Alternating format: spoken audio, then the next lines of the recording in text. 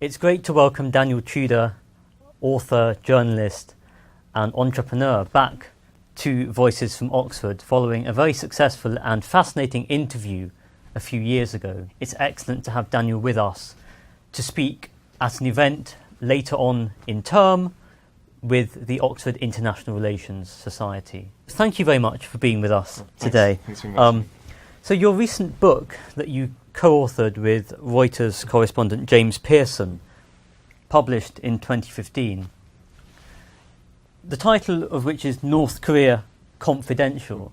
What were the motivations behind this, and what did you and James want to get out of the book when you were cultivating ideas of what to publish and what to write? Originally, I was sent an email by my usual publisher asking, do you want to write a book on North Korea? Because it's all the rage right now. And I'd almost finished drafting a reply saying, no thanks, I don't really want to. So I think there's so much cliche about North Korea. And then I thought again, well, maybe if I work with James, who is my friend, knows a lot about North Korea, maybe there's something we can come up with. So I just held back for a second. And I thought, well, how about just how ordinary people are living in North Korea? No one ever really focuses on that, although in the past maybe 2 or 3 years there's been more of a trend towards it. But generally there's not been much in the way of, what do ordinary people think about X, Y, Z? How do people make a living? What do they do for fun? Stuff that's really boring if you talk about another country. What do British people do for fun? I mean, that's a boring question. But with North Korea, it's something that no one ever really considers. And the image of the North Korean person is either a brainwashed robot or this helpless victim. Mm-hmm. And at the same time, actually, North Korea is, to some extent, a normal country. People are doing ordinary things. People are sending their kids to school. They're working. People are getting drunk, and so I want to show that. I want to show how are people living in a way that's not super politicized. Although you can't avoid politics when you discuss North Korea, but as much as possible to talk about how people are just living in North Korea, and to try and humanize North Koreans a little bit, and to show things more of how they really are. As far as we can. I mean, to really show North Korea how it is almost an impossible task, because you can't really go there and you can't walk around as much as you can't just interview the man in the street. But it's not a 100% black box. It may be a 95% black box. So that 5% you can actually discover quite a lot. And so that's what we wanted to aim for. Well, as Victor Cha of CSIS mentioned in the title of his book, it is the impossible state. But even so, impossible state need not necessarily mean that there's no life to the state, and more importantly, to the people who make up the country. So if there were two things that you wanted readers of the book, both those interested in Korea and those maybe who just saw it as a way of getting interested in North Korea, what would be two things that perhaps you and James wanted the readers to take away? I think one would be, as I mentioned before, that North Koreans are just people like you and me, and they're working, they're going to school, they're having fun, they get ill. How do they get better? What do you do for medical care, questions like that. We want to show this ordinary face of North Koreans, and often the humour and the character of North Koreans, which, if you go to North Korea and you meet people and you don't talk about politics, if you just talk about something ordinary, you'll have, as you would here, interesting, fun conversations, especially if booze is involved. And in North Korea it usually is. I think the other one would be, I think we're trying to show the emerging capitalism of North Korea. I think above all, North Korea is not really a communist country. My own view on it is it's this kind of, I suppose in this lecture today, I'm calling it a bastardized Confucian monarchy. So I think it's a monarchy rather than a standard dictatorship, and the communist system has gone, has died 20 years ago with the famine and the collapse of the public distribution system. And now you've got this mixture of, I would say, feudalism with capitalism grafted on top of it.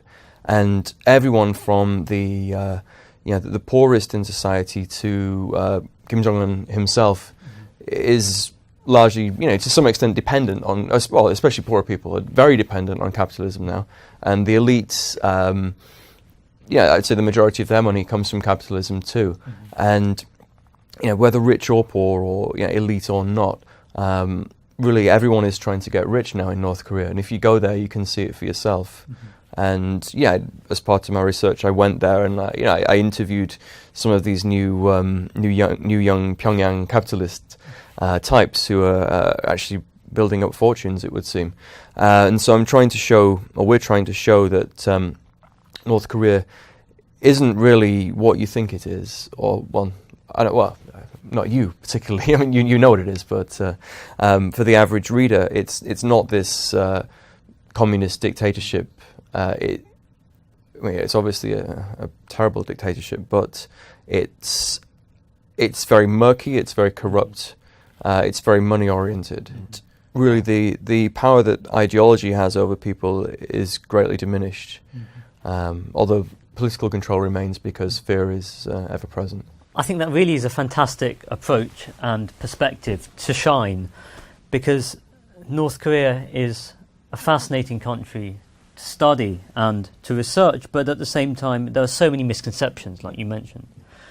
It's quite interesting and fun to hear your emphasis on trying to take out the politics and focus more on the everyday things, the bits of everyday life, the role of getting drunk with friends, and how that really unites people, united in a sort of a common struggle, bigger scale, but how that really makes a lot of sense to them in their everyday routines.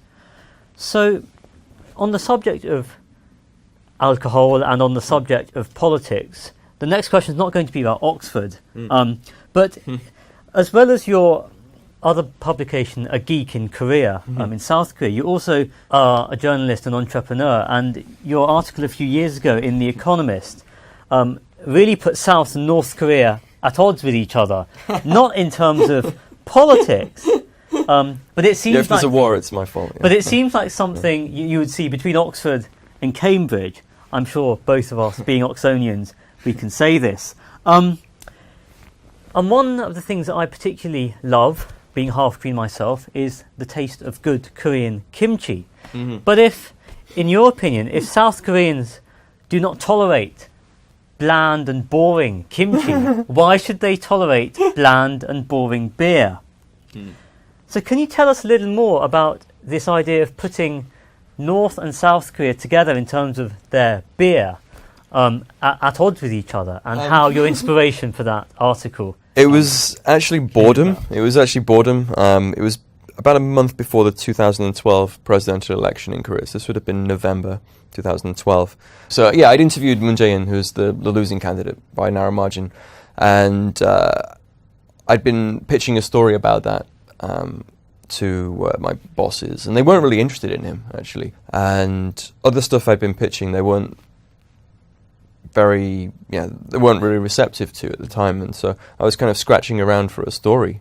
And I was in this craft beer bar one day, one of the first ones in Seoul, and I was talking to a friend. I was like, you know what, this beer isn't amazing, it's pretty good, but compared to the mainstream beer that they sell in Seoul and the rest of South Korea, it's sent by the gods. And I thought there's an Economist story in this, because the Economist loves these quirky tales of why does this country have this and that country have something else? What's the market structure or the legal structure? Or what incentives are making this weird thing happen? Why is Korean beer so terrible? South Korean beer, that is. It turns out that there was legal restrictions on making beer. There was a duopolistic market structure, and even the distribution of beer. You go to these corner shops, and every can of beer is the same price. Things like that were going on, and so I ended up writing this story. South Korean beer is terrible because of these reasons. And then I was just thinking, actually, I've had North Korean beer. And I don't like to compare North and South Korea all the time, because it can be a bit trite and cheesy. But I thought it would be a way of just ruffling the feathers a little bit. And so I ended up writing that actually North Korean beer is better than South Korean beer. And it is true, frankly. The mainstream North Korean beer is better than the mainstream South Korean beer. And if you look at everything else that North Korea does, with the exception of beer and rockets, North Korean beer can't really compete with the South. It just caught the public imagination, it seems, in South Korea. I've written about politics, I've written about all kinds of serious stuff that no one cares about. But you mention beer, serious. People get quite animated. So it was in all the South Korean papers, and suddenly I become this beer guy. And I'm not a beer expert at all. I just like beer. I know enough to know that this one's not so good and this one's pretty good. That's all I can say. But then a funny thing happened was that I didn't get this nationalistic reaction that a few of my other foreign correspondent friends were expecting me to get. Actually, it seemed that 90% of people agreed with me. And so I become this beer guy, and then suddenly a friend of a friend approaches me and says, him and his girlfriend, they're now a married couple, do you want to start this beer business with us? I think they correctly realised that it'd be good for promoting the thing if I was involved. And so the three of us set up this company making craft beer. And it's grown and grown. And well, that's a fascinating way to sort of engage with sort of the bigger issue of North and South Korea, but through what a lot of people would consider a more sort of everyday, prosaic way of doing so. We actually named one of our beers Daedonggang as well, after the North Korean beer. That was just kind of, we'd like Kim Jong-un to sue us or something like that. And I think that really catalyses a lot of not only my own interests and my own research in North Korea, looking at the sort of the micro scale, not focusing purely on nuclear weapons or on things like big P politics, but things like culture, identity, the more sort of ideological elements. Right. So what sort of advice do you have for students around the world who, in light of the recent events in North Korea, in light of the responses to events by Trump and by President Xi as well, what advice do you have for even students at this university who wish to pursue an interest in North Korea that little bit further, beyond simply reading your book or reading other books or viewing things online? What advice would you have if they want to sort of delve a little deeper into the impossible state? Well, to be honest, I think most information that you can get comes from either just talking to people or reading things. There are plenty of good books on North Korea, and there are plenty of not so good ones as well. But if we're getting beyond just reading stuff, if you really want to study North Korea, I mean, it's useful to know about China, and I think it's useful to be in China or maybe South Korea. But probably more so China, because there's more to and fro with North Korea. It's quite a community of North Korea watchers, and often there's a lot of mutual animosity between certain people. I don't think I'm important enough to have any enemies within the North Korea space. But anyway, there is a community, and if you get to know one or two people, then you'll end up knowing a lot of them. And so I think if you really want to get into the issue, then networking is important.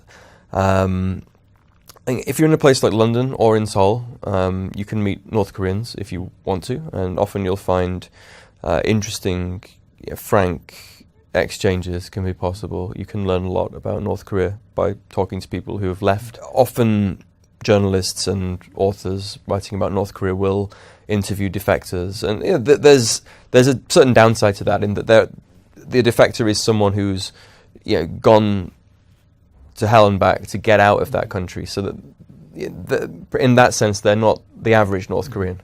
But regardless, they have real experiences that they may share with you if they feel so inclined. If you really want to get into it, I think go to China or South Korea and study and read and meet people there, and try and go to North Korea if you can. Though you won't see a great deal, you might see something. And finally, you mentioned the role of China, and we're seeing increasingly these days the sort of the interplay between the US, China and the Korean Peninsula as tensions rise. The BBC wrote an article a few months ago entitled "How do you solve a problem like North Korea?" Yeah. I know that's a huge question. That's one that's thesis worthy, even worthy of volumes. It's Nobel Prize worthy and God worthy. Yes. The impossible question, maybe. That could be a sequel to Victor Charles' book, perhaps. Yeah. So if somebody were to ask you how the situation in North Korea could be managed or resolved, for lack of a better word, what do you think? Yeah, I think manage and resolve are the two important words here. I mean, how do you solve North Korea? I don't know if North Korea is a problem you can solve. So I think this is one of the most intractable and difficult issues of our times, and anyone who says that they can solve it, I think, is crazy or a fool. And I think the serious people who follow North Korea, and there are some really good North Korea academics and writers, specialists or practitioners, people who go there, are involved in the issue directly. If you talk to people like that these days, majority will say it's extra difficult now, and there's a sense of darkness and negativity around it. Even a few months ago, a friend of mine who is involved with he runs a website that focuses on North Korea, and he was saying it sounds kind of strange to talk about the good old days of Kim Jong-il, but compared to Kim Jong-un, it's actually you had more of a sense of what was going on. There was more kind of prospect for dialogue or reasonable interaction, and less fear of something going badly wrong in those days. In the same way, state control in North Korea is not really liberalized at all. It's at the border, for example, things are more tightly controlled than ever before. And I don't know how you solve it, really. It'll be interesting to see what happens with Trump. I mean, I actually, generally, I'm not a fan of his, and I don't think many people outside of America are fans of his. But when it comes to North Korea, it'll be interesting to see. I'm quite open-minded about it because, bringing up the tensions and then trying to drive a wedge between China and North Korea, and trying to get China to change its stance on North Korea. I don't know if it will be successful, but it's interesting, and you never know. And it's a slight change, although in some ways you could say what they're doing is mostly a continuation of strategic patience, although they hate that expression. But there is this additional element of raising the stakes and saying, I'll meet your unpredictability or your appearance of unpredictability with some unpredictability of my own. And I think that's, it's potentially scary. I live in Seoul, so it's potentially scary for someone like me and the other 25 million people who live around it and in it. But strategically, it might actually be smart. We'll see. But no, I don't know how you solve a problem like North Korea. How do you manage it? I'm slightly on the side of engagement. I think North Korea will not denuclearize. I think North Korea will do whatever it can to have really good nuclear weapons at all costs. I think they've identified that this is their main priority, and they won't give that up.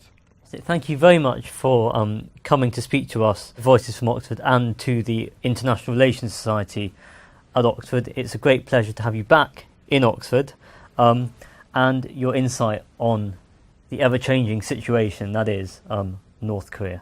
감사합니다. 네, 감사합니다.